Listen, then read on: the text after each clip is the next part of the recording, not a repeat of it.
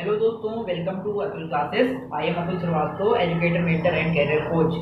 Today I am going to discuss direct indirect speech. जो direct indirect speech के अंदर हम लोगों ने क्या क्या सीख लिया था अभी तक हमने बेसिक रूल सीखे हैं कि किन चीज़ों को ध्यान में रख के हमें डायरेक्ट इनडायरेक्ट बनाना होता है। आज की डेट में, आज के वीडियो में हम लोग सीखने वाले हैं असर्टिव सेंटेंस का डायरेक्ट इनडायरेक्ट कैसे बनाते हैं। हमने आपको पिछले वीडियो में बताया था कि direct indirect assertive, interrogative, imperative, exclamatory, objective, पांचों सेंटेंस के डायरेक्ट इनडायरेक्ट बनाए जाते हैं। लेकिन जो हमारा पहला वीडियो है ये अभी डायरेक्ट इनडायरेक्ट का बेसिक रूल के बाद वो है असर्टिव सेंटेंस का। सबसे पहले हम लोग सीखेंगे असर्टिव सेंटेंस का डायरेक्ट इनडायरेक्ट कैसे बनाते हैं, क्योंकि इसका अगर आपने सीख लिया असर्टिव सेंटेंस का तो आगे आपको प्रॉब्लम नहीं आने वाली है। तो फटाफट से चैनल को सब्सक्राइब कर दीजिए, बेल आइकन को प्रेस कर दीजिए ताकि आपको हमारे वीडियोस की नोटिफिकेशन मिलते रहें और आप फ्री में सब कंप्लीट कोर्स का एंजॉयमेंट, एंटरटेनमेंट लेते रहें। ठीक है, आइए बात करते हैं हम लोग असर्टिव सेंटेंस। असर्टिव सेंटेंस बहुत इंपॉर्टेंट है, आप बहुत ध्यान से सीखिएगा और सारे नोट्स को मेंटेन करते चलिएगा। देखिए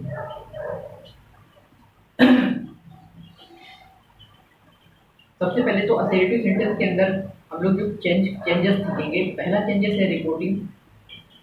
रिपोर्टिंग रिपोर्टिंग वर्ब का परिवर्तन। तो रिपोर्टिंग वर्ब का परिवर्तन असर्टिव सेंटेंस के अंदर कैसे करते हैं?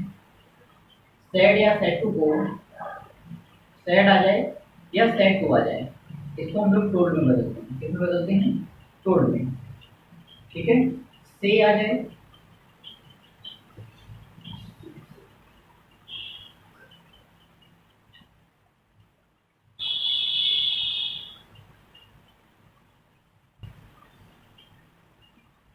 एक मिनट, इसको ऐसे करेंगे। सैड को देखिए, सैड को सैड में, सैड टू को टोल्ड में, सैड टू को टोल्ड में, से को से में,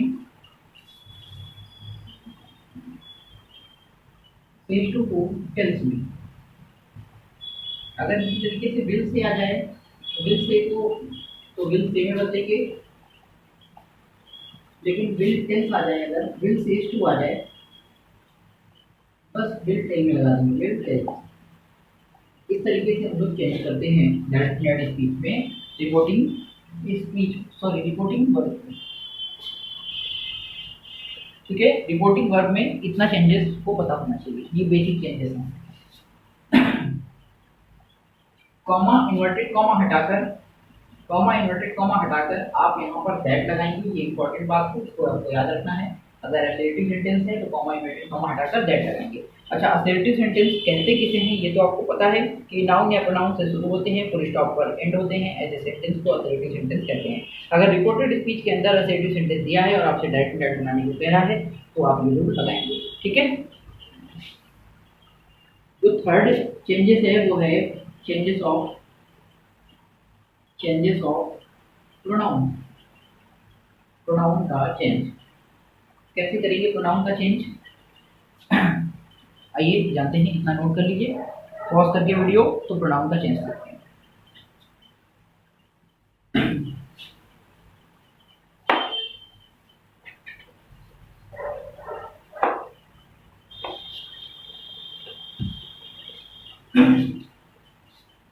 तो थर्ड है आपका changes of pronoun. Changes of pronoun, इसको समझने के लिए आपको प्रोनाउन की टेबल पता होनी चाहिए। ये है आपकी प्रोनाउन की टेबल, पर्सनल प्रोनाउन, जिसके अंदर आपका ये हो गया वर्ड, ये हो गया पर्सन, ये हो गया वर्ड, ये हो गया आपका सब्जेक्टिव केस, ये हो गया पजेसिव केस,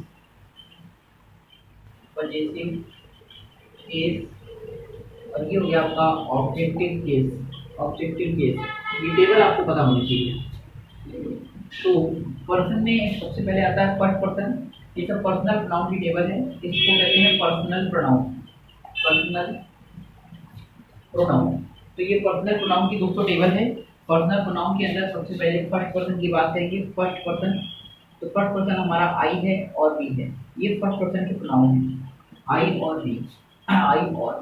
सब्जेक्टिव केस में आई रहते हैं, ये माई हो जाता है, यहाँ मी हो जाता है, और ये भी रीड और अस हो जाता है। और यहाँ पर सेकंड पर्सन है, सेकंड पर्सन के अंदर यू है, यू का यू है, योर है, यू है, ठीक है। और यहाँ पे आगे बात आती है हमारी थर्ड पर्सन के प्रोनाउन की। तो थर्ड पर्सन का प्रोनाउन हमारा है ही, सी, ही के बाद सी के बाद इट के बाद दे। ये सब हमारे थर्ड पर्सन के प्रोनाउन हैं। तो ही का ही रहेगा, he, his, him, she, her, her, it, it, they, there, then।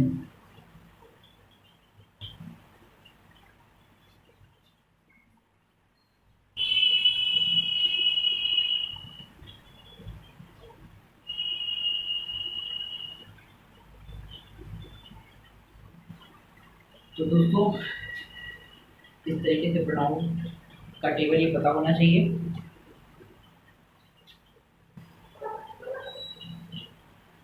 कर लीजिए इसको, पॉज कर लीजिए।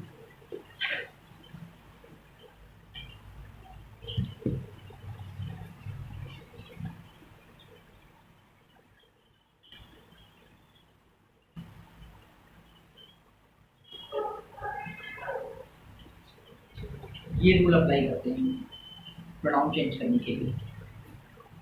मतलब फर्स्ट पर्सन का प्रोनाउन,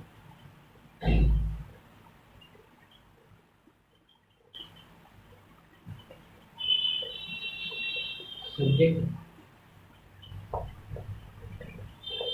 के अनुसार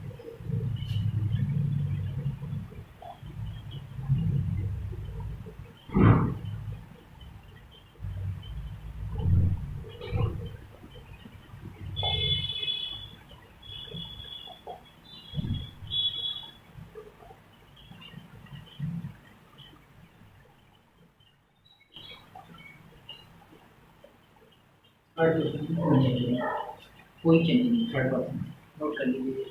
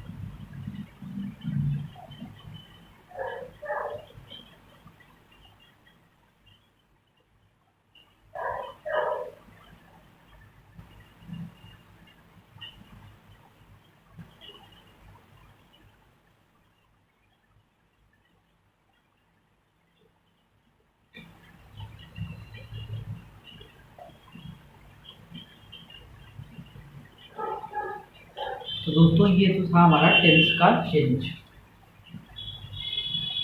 देखिए समझिए टेंस का चेंज क्या क्या है। टेंस का चेंज है, सबसे पहले समझिए प्रेजेंट इंडेफिनिट टेंस बदलता है आपका पास्ट इंडेफिनिट टेंस में। ठीक है, प्रेजेंट कॉन्टिन्यूअस टेंस बदलता है पास्ट कॉन्टिन्यूअस टेंस में। प्रेजेंट परफेक्ट टेंस बदलता है पास्ट परफेक्ट टेंस में। प्रेजेंट परफेक्ट कॉन्टिन्यूअस टेंस बदलता है पास्ट परफेक्ट कॉन्टिन्यूअस टेंस में। पास्ट इंडेफिनिट टेंस बदलता है पास्ट परफेक्ट टेंस में। पास्ट परफेक्ट कॉन्टिन्यूअस टेंस बदलता है पास्ट परफेक्ट कॉन्टिन्यूअस टेंस में। लेकिन पास्ट परफेक्ट और पास्ट परफेक्ट कॉन्टिन्यूअस टेंस में कोई चेंज नहीं करते हैं। पास्ट परफेक्ट और पास्ट परफेक्ट कॉन्टिन्यूअस टेंस में कोई चेंज नहीं करते हैं। तो इस तरीके से हम लोग टेंस का चेंज करते हैं। थोड़ा फ्यूचर के समझ लेते हैं, इतना नोट कर लीजिए तो फ्यूचर का।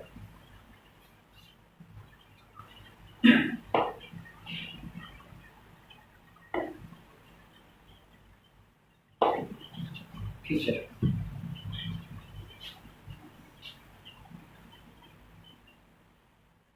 फ्यूचर टेंस में कहीं ना कहीं हम उसको पास्ट में ही चेंज करते हैं। जैसे फ्यूचर टेंस की 5 या भी जैसे ये बदल जाती है। बढ़िया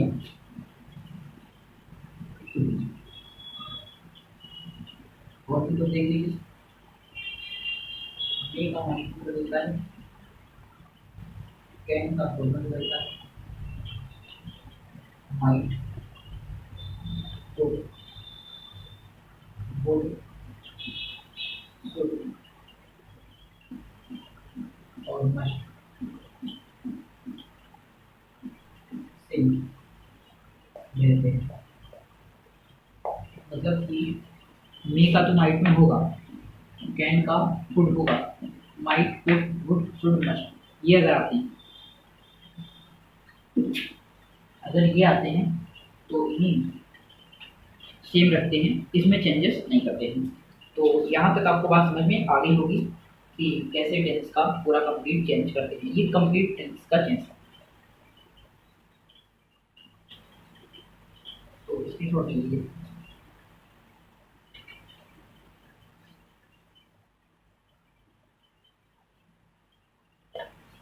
तो लास्ट चेंजेस है नियरनेस वर्ड का चेंज। पांचवा चेंज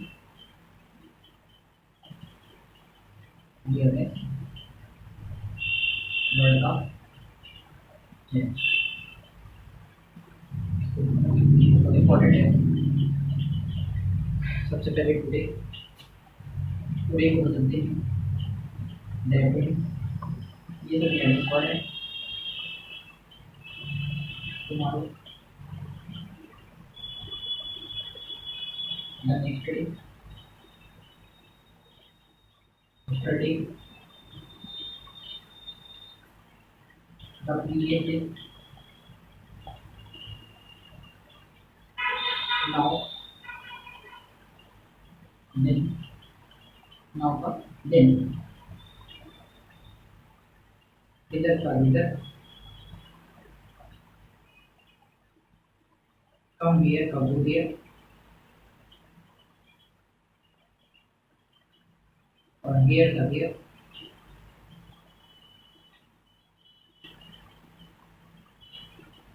this का that।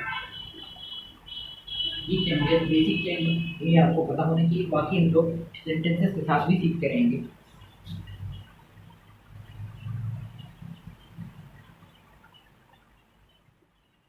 ठीक है, तो ये हमारे डायरेक्ट इनडायरेक्ट के पांचों परिवर्तन थे। अगर आप ये पांचों परिवर्तन अच्छे से जानते हैं तो आप डायरेक्ट इनडायरेक्ट बहुत आराम से बना लेंगे, तो आपको कोई प्रॉब्लम नहीं होने वाली है।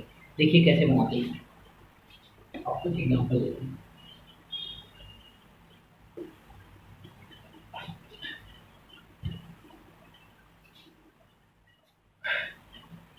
अच्छा, दो नोट और हैं, इसको भी लिख लीजिए। नोट नंबर 1,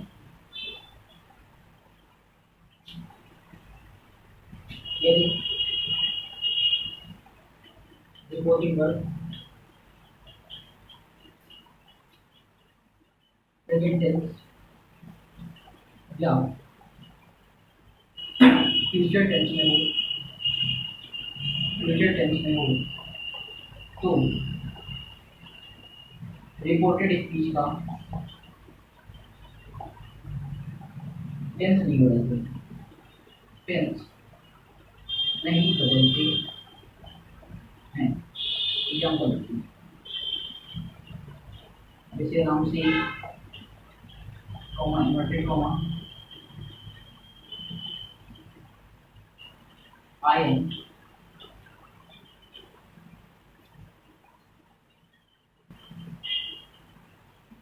एक गुरुद्वारा।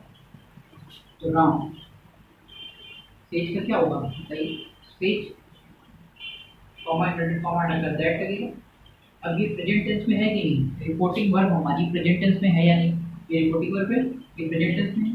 और यानी कि यदि रिपोर्टिंग वर्ब प्रेजेंट टेंस में हो या फ्यूचर टेंस में हो तो रिपोर्टेड स्पीच का टेंस नहीं बदलता। मतलब अगर ये प्रेजेंट में है एम तो प्रेजेंट में ही रहेगा, मतलब इज एम आर में ही रहेगा, वॉज वर्ड नहीं होगा। जबकि हमने पढ़ा था टेंस के परिवर्तन में कि प्रेजेंट टेंस पास्ट टेंस में बदलता है, लेकिन रिपोर्टिंग वर्ब अगर प्रेजेंट टेंस में है और रिपोर्टिंग वर्ब अगर फ्यूचर टेंस में है तो प्रेजेंट टेंस पास्ट टेंस में नहीं बदलेगा, तो टेंस का परिवर्तन नहीं होगा। जैसे केवल रिपोर्टिंग वर्ब अगर पास्ट टेंस में है यानी सैड आएगा तो ही पांचों परिवर्तन होंगे, तब ही टेंस का परिवर्तन होगा, अदरवाइज टेंस का परिवर्तन नहीं होता है। जैसे राम सीज दैट, आई बदलेगा कि राम के बॉडी यहाँ जाएगा नहीं, ही के साथ की जाता है इज आ गुड बॉय, मतलब प्रोनाउन का परिवर्तन होगा लेकिन टेंस का परिवर्तन नहीं होगा। ठीक है दोस्तों, तो इसको आपको देख लेना है। नोट नंबर 2,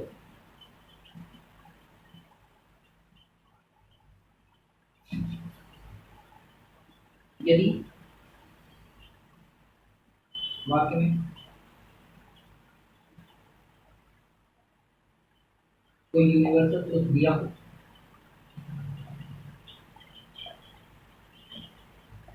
तो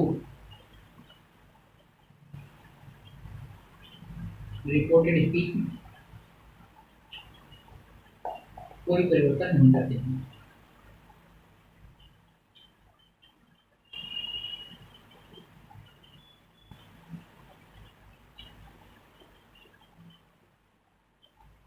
ठीक है, कोई परिवर्तन नहीं करते। कब, यदि पाठ में कोई यूनिवर्सल ट्रुथ दिया हो। इसका भी एग्जांपल देखिए,